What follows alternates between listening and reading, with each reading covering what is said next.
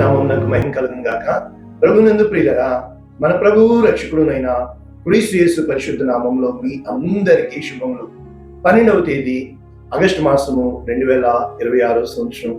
ఇంకొక నూతన వాగ్దానము, నూతనమైన దేవుని యొక్క అనుగ్రహము, నూతనమైన దేవుని యొక్క ప్రేమ అనుదినము మన జీవితాలలో నూతన పరచబడుతుంది. అనగా పాతవి గతించెను, సమస్తము నూతనమైను, ఇదిగో నీవు నూతన సృష్టి. కనుక ఈ రోజున మన జీవితాల్లో ప్రతిదీ కూడా శక్తితో చేయొచ్చు. రెండవది ఆసక్తితో కూడా చేయొచ్చు. శక్తితో చేయడానికి ఆసక్తితో చేయడానికి తేడా ఏంటంటే ఒక్కటే, శక్తితో చేస్తున్నప్పుడు నీవు కష్టపడతావు, అయితే ఆసక్తితో చేసేది ఇష్టపడతావు. ఈ కష్టపడడానికి ఇష్టపడడానికి తేడా ఏంటంటే ఒకటే, శక్తిని వాడే విధానంలో ఉంటుంది. కనుక ఆ శక్తిని ఆసక్తిగా మారిస్తే ద డిజైర్, హృదయ వాంఛ. కనుక చాలా విషయాల్లో మనం కష్టపడుతున్నామే కానీ ఇష్టపడింది సంపాదించుకోవటం లేదు. ఇష్టం కొన్నాళ్ళే ఉంటుంది కానీ కష్టం చాలాళ్ళు ఉంటుంది అని చెప్పి మనం బ్రతికేస్తున్నాం. ఈ రోజున మన జీవితంలో దేవుని కృపావరముల విషయంలో ఏ రోజునైతే దేవుడు ఉన్నాడు, దేవుడు మంచివాడు, దేవుడు మేలు చేస్తాడు అని నమ్ముతున్న మనము ఆసక్తితో వెతికినప్పుడు, ఆసక్తితో అడిగినప్పుడు, ఆసక్తితో మనము తట్టినప్పుడు, అంటే సమస్తము సాధ్యమేమో కదా. ఆసక్తి అంటే ఏంటి? ఇంగ్లీష్లో ఎర్నెస్ట్ అంటారు. అంటే అర్థం ఏంటంటే ఈగర్లీ, అంటే నీవు పట్టు విడవకుండా ఆసక్తి కలిగి, అంటే వదిలి పెట్టకుండా ఆసక్తి కలిగి, అంటే ఏదేమైనా కానీ నీవు మాత్రము తొనకకుండా బెనకకుండా, అంటే నీకు కావలసిన దానికోసము నీవు ప్రయాస పడడము కాదు కానీ అది ప్రయాసగా నీకు అనిపించదు. కారణం ఏంటంటే ఇష్టమైన దానికోసము ఎంత కష్టాన్నైనా చేయడానికి ఇష్టపడడమే ఆసక్తి. కనుక ఈ రోజున మరి శ్రేష్టమైనది, the best of the best, ఆలోచించండి. The best of the best, శ్రేష్టమైనది అంటే good, better, best, best of the best.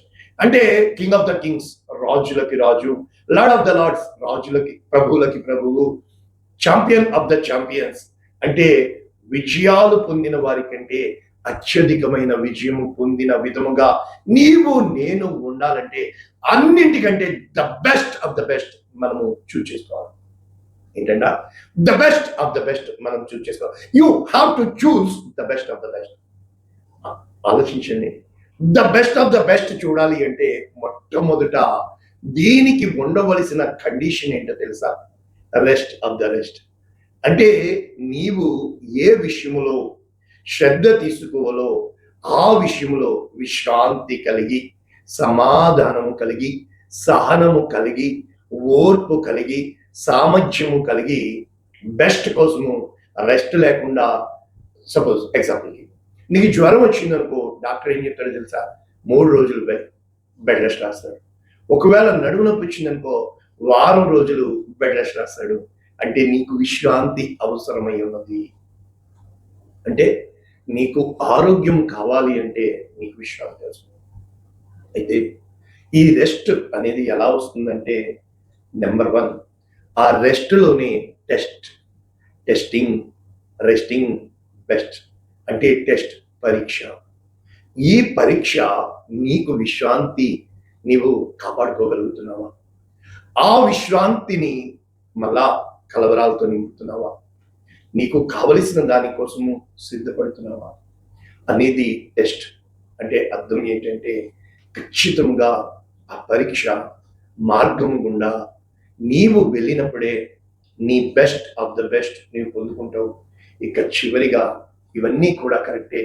Chest అంటే గుండెల మీద, అంటే అవి నువ్వు గుండెల మీద కుంపటిగా అమ్మాయికి పెళ్లి చేసేసామా, భారం తీసుకున్నామా అని కాదు. గుండె లోపల, హృదయ లోపల వాంఛగా, చిరకాల వాంఛగా అది నీ గుండెల మీద బీజ అక్షరముగా, అంటే నామ అక్షరముగా నీ హృదయం అనే పలక మీద వాటిని నువ్వు రాసుకోవాలా. ఇక చివరిగా ఎర్నెస్ట్, అంటే అవన్నీ కూడా దీనిని నడిపించే ఒకే ఒక్క the inspiration inside of you is ఒకటి. ఏంటో చెప్పనా? ఎర్నెస్ట్లీ ఈగర్లీ అంటే పట్టు విడవకుండా, ఎంత మాత్రము కూడా అలసిపోకుండా, సొలసిపోకుండా, ఎవ్వరు ఏమన్నా, ఏది ఏమైనా నిబ్బరము కలిగిన బుద్ధి కలిగిన వాడవై విశ్వాసముతో నీవు ముందుకి సాగడమే ఈ ప్రయాణము. మనము ఈ రోజున అటువంటి వాక్యము, శ్రేష్టమైన వాటి ఆసక్తితో ఆపేక్షించుడి, శ్రేష్టమైన వాటిని ఆసక్తితో ఆపేక్షించుడి. కొరింథీయులకు రాసిన మొదటి పత్రిక 12వ అధ్యాయము 31వ వచనం, పూర్తి వచనము, కృపా వరములలో శ్రేష్టమైన వాటిని ఆసక్తితో ఆపేక్షించుడి, ఇదియుగాక సర్వోత్తమమైన మార్గమును మీకు చూపుచున్నాను. అంటే ఉత్తమమైన మార్గము ఏ రోజునైతే నీవు ఎంచుకుంటావో, ఈ శ్రేష్టమైనవి నీవు పొందుకోగలుగుతావో, అది కృప వలన నీకు ఇవ్వబడే బహుమానములు. ఆలోచించండి, ఎక్కువగా మిస్ఇంటర్ప్రిట్ అయ్యేది ఈ వచనాలు. ఈ కృపా వరాలు అన్న వెంటనే ఈ ప్రవచనాలు నా జీవితంలో నేను రుచి చూచి అనుభవముతో నడిచి వచ్చి కృపా వరాలు పొందుకున్న వాడిగా, నాలో దేవుని యొక్క ప్రేమను నింపుకున్న వాడిగా, దేవుని దయా దాక్షిణ్యాల మీద బ్రతుకుతున్న వాడిగా ఈ రోజున నేను మీకు వివరిస్తూ ఇవి సత్యము అని నేను ఆ యొక్క మార్గాల గుండా నెంబర్ 1 నా గుండె లోతుల్లో వాటిని జస్ట్ ముద్రించుకొని, 2 ఆ యొక్క నేను దేనినైతే ఆశపడుతున్నానో దాని నిమిత్తము నా వ్యసనాలను, నా సంకటములను, నా సమస్తమును వెంటగా విడిచిపెట్టి, వాటి కొరకు ఎంత మాత్రము ఇది నా ప్రయాసతో కానీ, ఇది నా శక్తితో కానీ, ఇది నా పరిశుద్ధతతో కానీ, ఇవి నా నీతితో కానీ కలిగినవి కాదు అని, ఓర్పు ఒక్కటే సమస్త కార్యములను చేయగలిగేది అని గుండెల నిండా ప్రేమ నింపుకొని విశ్రాంతితో, ఓర్పుతో, సహనంతో ఎదురు చూస్తూ ఆ నియమింపబడిన దినము కొరకు పరీక్షలను టెస్ట్ తట్టుకుంటూ the best of the best, శ్రేష్టమైన వాటిని దేవుడు ఇవ్వగలడు అని చెప్పి ఎర్నెస్ట్లీ, ఈగర్లీ అంటే ఆసక్తి కలిగి ఆయన్ని వెతికి ఈరోజు ఆ దేవుని పేరు సురేష్ దేవుడు ఉన్నాడు అని చెప్పి మీకు చెబుతున్నా, నేర్పిస్తున్న ఈ వాక్యము సారాంశము, కృప వరములలో శ్రేష్టమైన వాటిని ఆసక్తితో ఆపేక్షించుడి. ఇది కాదు సుమా, సెకండ్ పార్ట్ ఉంది, సర్వోత్తమమైన మార్గము మీకు చూపుచున్నాను. మరియ ఉత్తమమైన దానిని ఎంచుకునేను, అది ఆమె యొద్ద నుండి తీసివేయబడదు. మరియు ఉత్తమమైనది ఏదో అది నీకు తెలియపయబడిచినది ఏంటో తెలుసా? ఒకటే, జాలి, కనికరము, దయ. కనుక కంటిన్యూషన్ ఏముంటుంది? మనందరికీ తెలిసిందే. ఈ 12వ అధ్యాయం పూర్తయిన క్షణము 13వ అధ్యాయము ప్రేమ గురించి రాయబడుతుంది. ఎప్పుడైతే నీవు ప్రేమను కలిగి ఉంటావో, the best of the best ఏంటంటే దేవుడు ప్రేమమయుడు. కానీ ఇంగ్లీష్లోకి వెళ్ళే ముందు ఎందుకు ఇవి నిలిచిపోతాయి అని చెప్తున్నారంటే, ప్రేమ శాశ్వత కాలము. ఇది నేను మీకు నేర్పిస్తుంది. అయితే ప్రవచనములు నిరర్ధకములు, భాషలు నిలిచిపోతాయి, జ్ఞానము నిరర్ధకము.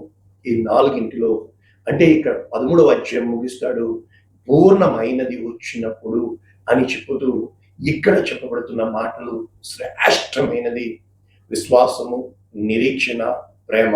ఈ 3 అయితేలో వీటిలో అతి శ్రేష్టమైనది ప్రేమ. ఎలా చెప్పుతున్నాడు పౌలు గారు అని చూసినప్పుడు 14వ అధ్యాయం 1వ వచనం, ప్రేమ కలిగి ఉండుటకు ప్రయాసపడు. అంటే ప్రేమ ప్రేమ ప్రేమ ప్రేమ, నీ ప్రయాస అంతా కూడా నీ లోపల ప్రేమే ఉండాలి తప్ప కక్ష అంటే పగ, అసూయ, ద్వేషము, కలహము, మత్సరము, చెగడము రాకూడదు. ఇప్పుడు చెప్పనా, నా కోసం ఎంతమంది ప్రవచనాలు చెప్పారు తెలుసా? వాళ్ళు ఆగిపోయారు. ప్రవచనము నెరవేరుతుంది, ప్రవచించిన వాళ్ళు ఆగిపోతారు. అది బాబు కారణం ఏంటంటే, వాళ్ళు పరిచయం అవడానికి 3 కారణాలు ఉంటాయి. మొట్టమొదటిది పైరూపాన్ని చూస్తారు. బా, ఈయన ఎంత మంచోడు, కనుక రెండవది వెంటనే వాళ్ళు ఇష్టంతో నింపబడతారు. కనుక కొన్నాళ్ళు మామూలుగా ఉంటారు. మూడవ థర్డ్ ఆ రోజు నుంచి వాళ్ళు వాళ్ళ ఫ్రేమ్‌లో, వాళ్ళ ఇష్టంలో మనల్ని పెట్టాలని చూస్తారు. కనుక ఎప్పుడైతే వాళ్ళకి మనము గెలుతూ ఉంటామో, ఛ! ఇతను ఎంత చెడ్డోడా! అతను చెడ్డోడు కాదు. ఆ రోజున తొలి ప్రేమ ఏ ప్రేమతో ప్రారంభించావో, ఏ ఇష్టంతో చూసావో, ఆ ఇష్టం నీది కావాలి అనుకుంటున్నావు. కానీ నీ ఇష్టంలో అతను ఎప్పుడైతే ఇమ్మడలేకపోతున్నాడో, నీవు నిలిచిపోతున్నావు. అంటే ప్రవచనము వ్యర్థమైపోతుంది. నీ జ్ఞానము నిలిచిపోతుంది. నీకు ఉన్న సమస్తము కూడా అంటే ఈ రోజున మన జీవితాల్లో ఎందుచేత ఈ విధంగా అవ్వడానికి కారణము ఒక్కటే. అందుకే పౌలు చెప్తున్నాడు, ప్రేమ కలిగి ప్రయాసపడినప్పుడు ఆత్మ సంబంధమైన వరములను ఆ శక్తితో ఎర్నెస్ట్లీ అంటే ఆ శక్తితో నీవు ఆపేక్షించాలి. అంటే పరిశుద్ధాత్మను నీకు ఇవ్వబడడానికి అంటే ఎంతగా కష్టపడి చదివితే అంత మంచి మార్కులు వస్తాయి. హార్డ్ వర్క్ ఖచ్చితంగా నువ్వు అవుతావు. కానీ ఇష్టపడి చదివితే the best of the best. అంటే విశేషంగా మీరు మరి ప్రవచన వరం ఎందుకు ఆగిపోతుంది అని చెప్తున్నాడు. ఇదే 14వ అధ్యాయం 12వ వచనము మరలా చెప్తున్నాడు. ఆత్మ సంబంధమైన వరముల విషయంలో ఆసక్తి గలవారు కనుక అయితే సంఘమునకు క్షేమాభివృద్ధి అంటే కండిషన్స్ ఉంటాయి కదా. క్షేమము అభివృద్ధి చెందాలి తప్ప నీవు కాదు పేరు రావాల్సింది. ఎప్పుడైతే మన సెల్ఫ్ రేడియన్స్ మనము ప్రకాశించాలి అని చూస్తామో, మనము పేరు తెచ్చుకోవాలి అని చూస్తామో, మనము గొప్పలు పొందుకోవాలనుకుంటాం. అల్పరాధనే మా ప్రార్థన కదా ఇవి. కనుక సంఘము క్షేమాభివృద్ధి కోసం వెతకము. మన స్వప్రయోజనము కోరుకొనదు, డంబముగా ప్రవర్తించదు, అమర్యాదగా నడవదు, సొంత డబ్బా కొట్టుకొనదు. కనుక మీకు విస్తరించినట్లు ప్రయత్నం చేయుడి. ఇంకా ఇదే 14వ అధ్యాయము 19 అంటే 12వ అధ్యాయము 13వ అధ్యాయం 14వ అధ్యాయం ఇవి బేస్ చేసి 15వ అధ్యాయం రాస్తాడు. క్రీస్తు చనిపోవని ఎడల, ఆయన పునరుద్ధానము చెందని ఎడల, మృతులు పునరుద్ధానులు కాని ఎడల నా విశ్వాసము వ్యర్థమే. కనుక ఇక్కడ రాస్తున్నాడు 14వ అధ్యాయం 19 నా సహోదరులారా దేర్ఫోర్ కాబట్టి ముగిస్తున్నాడు, ప్రవచించుట ఆసక్తితో ఆపేక్షించుడి. అంటే ఎర్నెస్ట్లీ సీక్ ద ప్రొఫెసీ అంటే ప్రవచించుట కాదు సుమా, ఆ ప్రవచనము నీ కొరకు చెప్పబడిన ప్రవచనము నీ జీవితములో నెరవేర్పులో ప్రజలు చూచినట్లుగా. కనుక భాషలతో మాట్లాడుట ఆటంకపరచవద్దు, కానీ సమస్తము క్రమముగాను మర్యాదగాను జరగనివ్వండి. కనుక ఎప్పుడైతే మనము ఈ డినామినేషన్ బ్యారియర్ వల్ల ఇవి అన్ని ఆటంకపరుస్తున్నామో, ఇంగ్లీష్ లో ఏ విధముగా ఉంది మనం చూసినప్పుడు వెళ్లే ముందు ఒకసారి ఇంగ్లీష్ వెర్షన్ లో ఈ విధముగా అంటే దీని అంతటికి మూల వాక్యము నేను మీకు చెప్పాలనుకుంది యాకోబు పత్రిక 5వ అధ్యాయం 16వ వచనం. నీతి మంతుని ప్రార్థన విజ్ఞాపన మనపూర్వకమైనదై బహు బలము కలిగి ఉండును.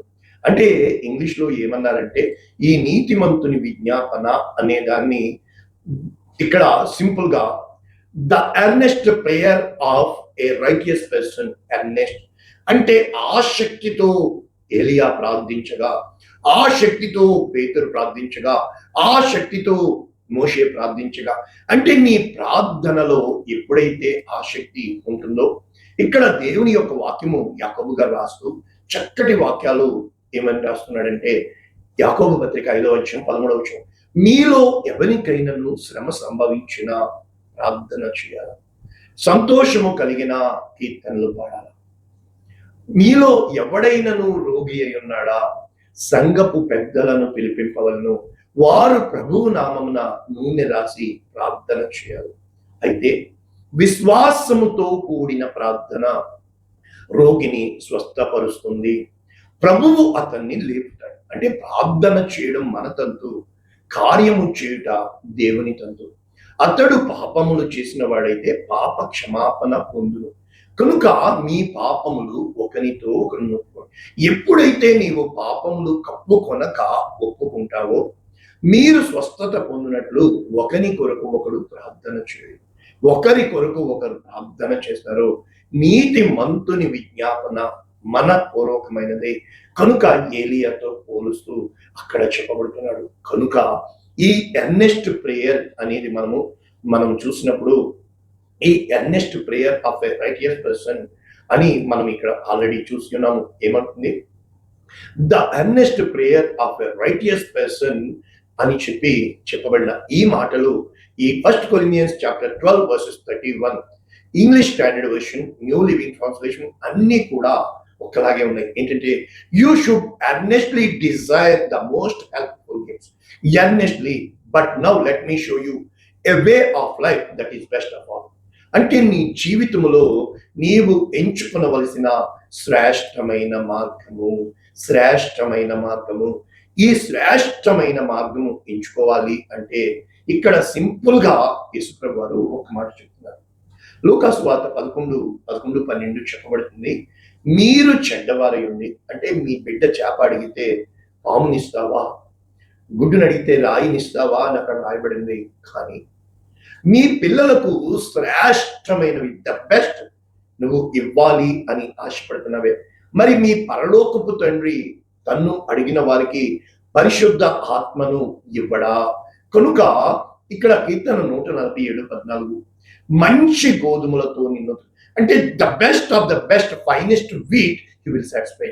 అంటే నిన్ను పోషించు వాడు, నీ పోషణ బట్టే నీ విలువలు ఆధారపడి ఉంటాయి, నీ ఆరోగ్యం. కనుక ఇక్కడ ఏమని చెప్పబడుతుంది? సేమ్ వర్డ్ కీర్తన 81:16 అతి శ్రేష్టమైన గోధుమలను అనుగ్రహించి నేను వారిని I will feed them with the finest of the fine wheat. అంటే అతి శ్రేష్టమైన గోధుమలు, నేను ఇవన్నీ స్వరం విని ఉన్నాను, కొండ తేనెతో నిన్ను, అంటే the best of the mountain honey దేవుడు నీకు ఇవ్వాలని ఇష్టపడుతున్నాడు. కనుక మన జీవితాలలో మనము ద బెస్ట్ కావాలి అంటే ఆల్రెడీ స్టేజెస్ నీకు చెప్పాను కదా, అవి నీ గుండెల నిండా నింపుకోవాలి. It should be fully filled with your heart or chest or breast. రెండవది, దాని నిమిత్తము నీవు రెస్ట్ లో ఖచ్చితంగా నువ్వు పొందుకోగలవు అని నీవు do the rest leave the best, అంటే do your best leave the rest to God. ఎప్పుడైతే నువ్వు అలా చేస్తావో, ఇక మూడవది దానికి టెస్టింగ్ ఉంటుంది, నాలుగవది బెస్ట్ ఆఫ్ ద బెస్ట్ నువ్వు పొందుకుంటావు. అయితే ఈ నాలుగింటిని నడిచే మోటివేషన్ ఎర్నెస్ట్లీ, అంటే నిన్ను ఆ భావముగా నడిపిస్తుంది. కనుక ఇక్కడ కొలిసీకి రాసిన పత్రిక 3:12 దేవుని చేత ఏర్పరచబడిన వారు పరిశుద్ధులు ప్రియులైన వారికి తగినట్లు, అంటే you are chosen by God and you are the people of holy and you are the people of dearest. ఆలోచించండి, దేవుడు నిన్ను చీకటిలో నుండి వెలుగులోనికి పిలిచిన వాని గుణాతిశయములను ప్రచురించుటకు ఏర్పరచబడిన వంశము, రాజులైన యాజక సమూహము, పరిశుద్ధమైన జనము, దేవుని సొత్తైన ప్రజలు. కనుక మీరు జాలి గల మనస్సు, దయ, వినయము, సాత్వికము, దీర్ఘశాంతము నీవు ధరించుకుని అందరినీ క్షమించి ప్రభువు క్షమించిలాగున మీరు క్షమించి అన్నింటికీ పైన పరిపూర్ణమైన అనుబంధమైన ప్రేమను నువ్వు ధరించుకోవాలి. ఏ రోజున అయితే నీవు ప్రేమని ధరించుకుంటావో ఆ ప్రేమలో ఉన్న ఫలములు, ఆత్మ ఫలము ఏమనగా దీర్ఘశాంతము, దయాళుత్వము, సాత్వికము, మంచితనము, విశ్వాసము, ఆశానిగ్రహము. ఆలోచించండి, ఎప్పుడైతే నీవు ఈ ఫలములతో నీ ఆత్మను అంత స్పష్టముగా, అంత ప్రశాంతముగా, అంటే స్టిల్ వాటర్స్, శాంతికరమైన జలములలో నీవు ఉన్నప్పుడు చిన్న చాలు వైబ్రేషన్స్ రావడానికి, అంటే గాలి గట్టిగా వీచినా కూడా ఆ స్టిల్ వాటర్స్, శాంతికరమైన జలములు అలా అవుతాయి. అంటే క్రీస్తు అనుగ్రహించు సమాధానము మీ హృదయములలో ఎప్పుడైతే ఆ విధముగా నీవు నేను ఉంటామో, ఇవే మాటలు రోమీయులకు రాసిన పత్రిక 13:10 ప్రేమ పొరుగు వానికి కీడు చేయదు. కనుక ధర్మశాస్త్రం అంతా నెరవేర్చాలి అంటే నీవు ప్రేమను కలిగి ఉండడమే ధర్మశాస్త్రమును నెరవేర్చడం. కనుక ఇక ముగించుకుంటే యోహాను సువార్త 13:34 మీరు ఒకరిని ఒకరు ప్రేమించవలెనని క్రొత్త ఆజ్ఞ ఏంటో తెలుసా? పాత ఆజ్ఞ నిన్ను వలె నీ పొరుగు వానిని ప్రేమించుము. Love your neighbour as yourself. నీవు ప్రేమించినట్లు, నిన్ను నీవు ప్రేమించుకొనుచున్నట్లు నీ పొరుగు వానిని ప్రేమించుము. కానీ క్రొత్త ఆజ్ఞ, నేను మిమ్మల్ని ప్రేమించినట్లే మీరు ఒకరిని ఒకరు ప్రేమించవలను. అంటే యాజ్ ఐ లవ్ యూ అంటే ఆ స్టాండర్డ్ ఏంటంటే the love of God, agape, శాశ్వతమైన ప్రేమ. దేవుని ప్రేమను మాదిరిగా పెట్టుకుని దేవుని యందు వేరుపారిన వారమే. దేవుని ప్రేమ యొక్క ఎత్తు, లోతు, పొడుగు, వెడల్పు చూసిన వారమే. అతి శ్రేష్టమైనది ప్రేమతో నువ్వు నింపబడటానికి ప్రయాసపడినప్పుడు ప్రేమనే సాధనముగా, ప్రేమనే ఆయుధంగా, దేవుని ప్రేమ ఎటువంటి పాపినను క్షమిస్తుంది అని ప్రకటిస్తున్న నీవు స్వస్థత వరాలు లేవు అని మనిషిని టార్గెట్ చేస్తున్నావు. డినామినేషన్ చూపిస్తూ ఆత్మవరాలు, కృపావరాలు నిలిచిపోయి సైతానులు లేవు, గాలులు లేవు, పిశాచాలు లేవు, దయ్యాలు లేవు, చేతబడులు లేవు అని ప్రకటిస్తున్న నీవు భూమి ఆకాశము గతించిన కానీ నా మాటలు ఎన్నడూ గతించు అంటే ఏమైపోయినాయి? అవన్నీ సోషల్ మీడియాలోకి వచ్చేసినాయా? లేకపోతే హైటెక్ లో దెయ్యాలు, భూతాలు, పిశాచాలు వెళ్ళిపోయినాయా? ఈ హైటెక్ యుగంలో కూడా ప్రేమ లేకపోతే మనం బ్రతకలేకపోతున్నామే. ఈ ప్రేమ కోసమే కదా. ఆలోచించండి, నీ హృదయము దేనితో నింపబడి ఉంది? దేని కోసం వాదన చేస్తున్నావు? దేని కోసం నువ్వు ఆరాటపడుతున్నావో ప్రేమ కోసం నీవు ఆసక్తితో వెతికితే ప్రేమ the best of the best. ఆ ప్రేమ సహించుకుంటుంది, ఆ ప్రేమ నిలిచి ఉంటుంది, ఆ ప్రేమ ఎదుటి వాని దోషములను క్షమిస్తుంది. క్షమించే గుణము లేకుండా నీవు దైవజనుడివి కాలేవు. పోనీలే పాపం అనకుండా నీవు ఎలా సిలువను మోయగలవు? అమ్మగారా, నా కోసం జాగ్రత్త, మీ పిల్లల కోసం ఏడవండి. ఎందుకంటే అక్కడ తల్లి యేసయ్య కోసం ఏడుస్తుంటే ఇదిగో నీ కుమారుడు. ఈ రోజున యేసు లాంటి మనసు కలిగి యేసయ్య లాంటి అడగండి, అయ్యారు మీరున్నారా అని. ఎవ్వరము ఉండలేము, అది మన వల్ల కాదు. మెట్టుకు క్రీస్తును ధరించుకున్న వారమై ఆయన ప్రేమలో నిలిచి ఉండడానికి ప్రయత్నించే నీ భర్తని క్షమిస్తే చాలు. మొట్టమొదట ఎందుకు తెలుసా? అనుభవంతో చెప్తున్నాను. నీవు బిడ్డల్ని పెంచట్లేదు, అతని ప్రతిరూపాలని పెంచుతున్నావు. అంటే నాకు ఇవ్వబడిన దర్శనం బట్టి ఏ రోజునైతే నిన్ను నీవు గెలుచుకుంటావో, నిన్ను నీవు ప్రేమించుకోమని చెప్పలా, నిన్ను ప్రేమించు వారిని అని చెప్పలా, నిన్ను శపించిన వారిని దీవించండి, నిన్ను పగపట్టిన వారిని ప్రేమించండి. నీ మీద ఎవరైతే చెడ్డగా మాటలు మాట్లాడుతున్నారో వారి కొరకు మీరు ప్రార్థన చేయండి. చీకటిలో జ్యోతుల వలె ప్రకాశించండి. ఇది వాక్యం. ప్రార్థన చేయండి. పరిశుద్ధుడా, ప్రేమ కలిగిందండి, విత్తబడిన ఈ వాక్యము లక్షల మందికి రక్షణకు కారణముగా నీ ప్రేమతో వాక్యం వింటున్న ఒక్కొక్కరిని నింపమని, నీ కృపతో వీరి జీవితాలు నింపమని, నీ దయతో వీరిని ఆశీర్వదించమని, నీ ప్రణాళికతో వీరిని చేపట్టేలా ఉంచమని, నీ కృప ఆసక్తిని, వరములను, ఆత్మ ఫలములను ఫలించే వారిగా వీరిని చేయమని యేసునామములో దీవిస్తున్నాము. ఆమేన్. God bless you all. దేవుడు దీవించును. ఆమేన్.